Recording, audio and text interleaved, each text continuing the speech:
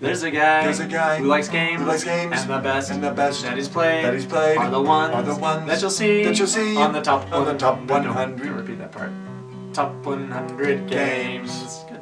Much like that, I get a little bit, just a little bit freaky. That's right. Hello and welcome to The Discriminating Gamer, the only board game review show with the courage to say that Batman is a moral coward.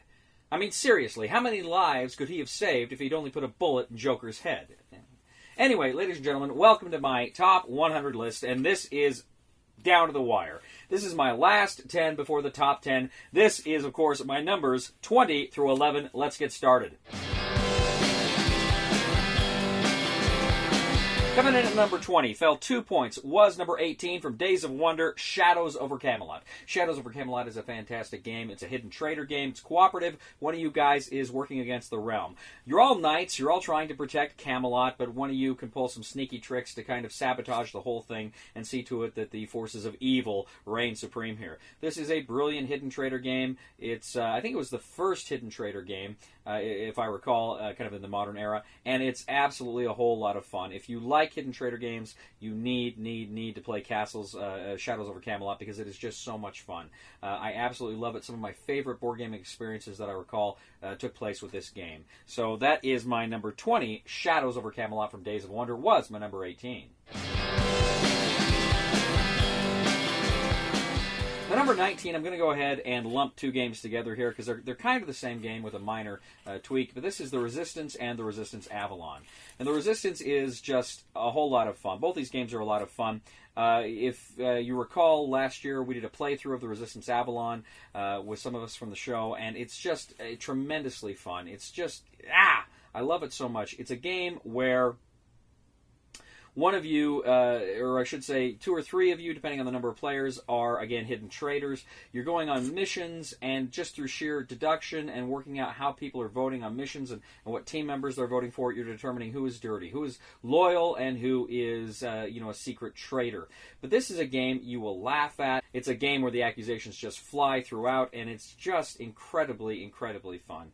Again, another game that will just give you great, really fun experiences. This is from Indie Boards and Cards, the Resistance and the Resistance Avalon. That is my number 19, was my number 17.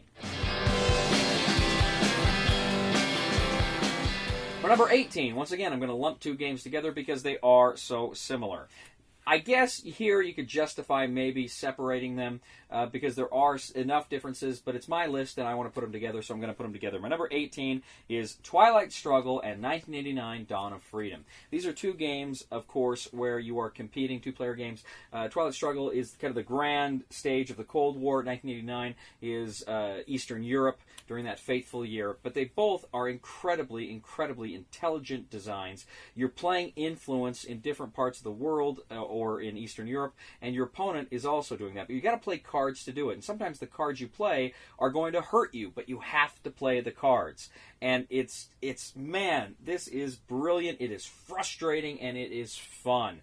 A whole lot of fun. I really love this system of Twilight Struggle and 1989. Two amazingly great games. They're both from G&T Games. They are both, as I say, my number 18, and last year they were my number 16.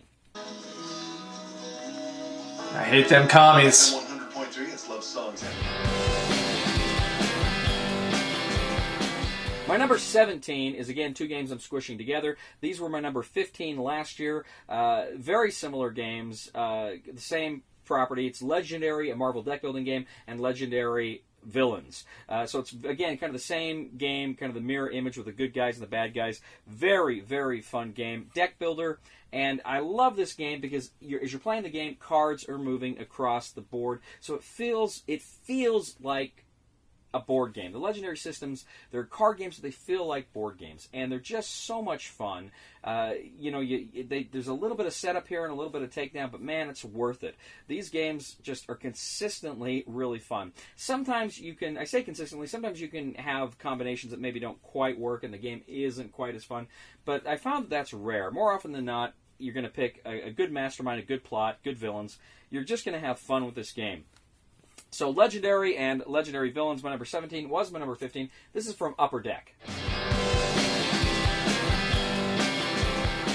My number 16 is a game that I played a couple of years ago for the first time, and then I played it again late last year with the expansion. I think I played it once or maybe even another time in between. But I played with the expansion, and the expansion just made it even so much better. I actually played with a couple of expansions that made it better. And the new expansion has just come out I haven't played with yet. But this is Firefly the Game. Firefly the Game is, first of all, if you're a fan of Firefly the TV show, you know this is a very special intellectual property. It's a very special TV show. And the game completely does it justice. It's a great game in its own right. So even if you are not a fan of the TV show or unfamiliar with the TV show, I think you can get into it. I think you'll enjoy it a lot more if you are a fan of the TV show. But even if you're not, there's enough here you can enjoy. But again, this is another game. It's kind of like Zaya, which I spoke about recently, or even Merchants and Marauders, which is the Pirates in the Caribbean game. This is a game where you can be an honest trader, you can do straight jobs, or you can become a scoundrel and a thief, and the forces of the Federation are chasing you and going to try to track you down. I had a great gaming experience with this. That last game we played, Zach was just this close to winning. He was on his way back to his home system to win the game, but he had all these warrants, and suddenly the Federation pulled him over. He had to pay those off, and he lost all his money. He had to start practically all over. He felt so bad. Tremendously fun game, Firefly the Game. That's from Gale Force 9. That is my number 16. It was my number 36. That expansions plural, I should say, really boosted it in my opinion, and I can't wait to play with the latest, the Caladisa. I can't remember, but it looks awesome. Can't wait to play with that one too. My number 15, again, swishing two games together that are both new to the list this year. One of them came out late last year, one of them came out just a few months ago. They're both freaking amazing games. And we've just a little bit ago saw some other games from the same system. This games is Legendary Encounters, an alien deck building game, and Legendary Encounters, a Predator deck building game. So these build on that Marvel system, but they improve on the Marvel system. They improve on the Marvel system because they are, they're scary. They're intense. In the Aliens game and in the Predator game, when you're playing the co-op mode, the aliens, the Predators, they come at you face down, so you don't know what's coming. And you can spend some of your attack points in your deck building to see what's coming. But the fact that you don't know what's coming, it's scary. It is really scary that you never know what's around the next corner in this game. The Predator game is also cool because it's got another mode, a competitive mode, where you actually play as the Predators fighting against each other, and that's very fun too. Just a brilliant system. Legendary is my favorite deck building system. These are my deck building games of choice. I love the Marvel versions, but I like the Aliens and Predator games just a hair more. They just bring a little extra sugar and spice to my game, and I really, really love them. So that is Legendary Encounters, the Aliens game and the Predator game. New to the list this year, they are my number 15 from Upper Deck. My number 14 is a game that came out last year, and I just played it for the first time earlier this year, and I played several different sets of it, different versions of it that I've absolutely loved. So I'm going to lump them all together and call it just simply Dice Masters. Dice Masters, I played with most of the sets, not all of them, but this is just a great two-player game. It's a great two-player game where you're actually, going head-to-head with superheroes, with Dungeons and Dragons, all sorts of sets here. And as you're competing, each of the cards correspond to a dice, and you're trying to knock each other down from 20 to 0 health points. And it's a collectible game, so it's kind of a collectible game, but you get the dice and the cards. Some people say it's kind of a pay-to-win game, and maybe, yeah, it kind of is. That's why I don't play in tournaments. But just for casual gaming with my friends, it really is a lot of fun. It provides just some absolute... It's like a chess match, but a really fun and colorful chess match. So I really enjoy Dice Masters. Took me by surprise. I didn't think I was going to like this game at all. And, the good folks at WizKids sent me a copy to review, and I'm like, holy crap, this is amazing. I was so floored I hadn't played it before and listened to people who loved it because it's a great game. So that is Dice Masters from WizKids, my number 14, new to the list this year. My number 13 is another game that is new to the list this year. This is from Plaid Hat Games. I haven't played too many games from Plaid Hat Games. I'd like to play more of their titles. I just haven't had an opportunity to. But this was a game that there was so much hype about. I thought, well, I got to try it. And then it wasn't available, and there was nowhere I could play it or try it. I was so upset. So the first time I saw a copy of this available, I picked it. I snatched it right up because I had to have this game. This is Dead of Winter. And Dead of Winter absolutely lives up to the hype. Now, it's a zombie game, and you're thinking, well, it's got zombies, so it's just a basic zombie game. But it's not. It's quite a bit different from a game like, say, Zombicide, because Zombicide is all about the zombies. Dead of Winter is about zombies. It's got zombies in it, but that's kind of the backdrop, and that's kind of this element that you've got to overcome. But most of the game is, again, personalities, because it's a game of hidden traitors. But not just hidden traitors, it's a game of everybody has their own agenda. So people are acting weird throughout the game, and you don't know whether they're acting weird because they're trying to screw everybody over, or you don't know if they're acting weird because that's just their unique agenda. Because everybody can win the game, but individuals can lose if they haven't met their own specific agenda. It's a very difficult game. And another thing that makes this game truly remarkable is the crossroads system, where when it's your turn and you're ready to go, the person next to you draws a card, and if certain conditions on the board match conditions on the card, they read the card, and it gives this narrative, and very often a choice that you or the other players have to make, and it just gives some real strong narrative flair and narrative emotion to this game, and it's really fun. This was a game that because the hype was so great, I'm thinking, am I really going to enjoy it this much? I do. I think it absolutely lives up to the hype. I really, really have fun with Dead of Winter. So this is what you're going to check out from Plaid Hat Games. That is my number 13 new to the list this year. My number 12 is also new to the list this year. This is another horror-themed game. This is a game that had a Kickstarter that was wildly successful, and I couldn't wait. I had talked to the company, and they said they'd send me a review copy, and I was super excited to play this game, to see if it played as good as it looked, because it looked amazing. And I'm pleased to report this was not only a game that looked great, it's a game that plays great. And I was amazed how great it played and how relatively quick and straightforward this game is. This is Cthulhu Wars from Peterson Games, Green Eye Games. And it's just so much fun. This is a game that, unlike Eldritch Horror or Arkham Horror, where people are trying to race to avert a Cthulhu apocalypse of the Earth, this is a game where that Cthulhu apocalypse has happened. The Elder Gods have returned to Earth, and now they're fighting amongst themselves, and they're trying to take over. It's got beautiful minis. And it's a light war game, but it's a very easy to learn, easy to play war game, and it only plays about 90 minutes. You're looking at this game and you're thinking, well, this is easily a 2-3 hour game. And no, it's not. It is quick, it is fast, but it's long enough that it delivers a punch. It's fun to play with, huge toy factor here. You're moving these things around the board. It's just a beautiful production all around. Right now, I think it's right now as I'm recording this, they've got their Kickstarter up for their expansions.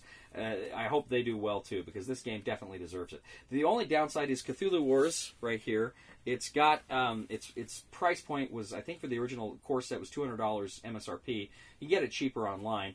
So a lot of people are going to stay away from it just from the price point, which is too bad, because man, this game is fun. I love Cthulhu Wars, and I got to tell you, a lot of my friends love Cthulhu Wars. I was amazed at how much my friends loved this game. So that is Cthulhu Wars, new to the list this year. That is my number 12. My number 11 this year was my number 11 last year. One of those few games on the list that didn't move up or down. In fact, I think there's only 2 or 3 that didn't move up or down. This is one of them. And kind of keeping in that Cthulhu vein, if you will, this is Eldritch Horror. Now, Eldritch Horror from Fantasy Flight Games is a game where you are trying desperately to prevent the Elder Gods from returning to Earth, which they do in Cthulhu Wars. But unlike Arkham Horror, which was just contained kind of in the city, and you had all those expansions that kept coming out, this game takes place in around the whole world, and some expansion boards can come with the game. They've already put out one of the big box expansions. They're coming out with another one that do have boards that you can kind of bring out when you play that, but then you can fold them up. You don't have to leave them out there, so there's not the real estate issues. But it's just a brilliant game. You're trying to close the gates, even as these monsters are coming through. You've got to battle. One problem I do have with this game, I wish there were minis in the game, like kind of like in Mansions of Madness or something. That would be really cool. Instead, you've just got kind of the cardboard shits and standees to mark who you are. That's fun, but I would have liked the minis, but that's really my only criticism of this game. This has got a real James Bond feel to the game. I just really enjoy it. I used to play Fortune and Glory from Flying Frog Games. I used to play that quite a bit, and this game completely murdered that game for me. I ended up giving Fortune and Glory to Sean, I think. This game is now my standard for this big globe trekking adventure horror game. It's absolutely brilliant. If you have not had a chance yet to play Eldritch Horror, go seek it, find it, play it. It is a brilliant, brilliant game. So that is Eldritch Horror. My number 11, that is from Fantasy Flight Games. So that's it, ladies and gentlemen. That is my number 11. We've just got my top 10 left. Now, again, I've got a special surprise for you with my top 10 list, so stay tuned. I think you're going to kind of have some fun with that. We're going to shake things up a little bit. Again, if you saw last year's, you kind of know where I'm heading with this. But it's going to be a little bit different than what you think, so I think it's going to be a whole lot of fun. Please, please, please check it out. Please leave a comment for us here on YouTube, on Board Game Geek, on our Facebook page, or on thediscriminatinggamer.com. Please like us on Facebook and subscribe to us on YouTube. We want to know what you think of the list. Let us know. And I have to tell you, I will probably go to see Batman's new movie next year, because he's Batman.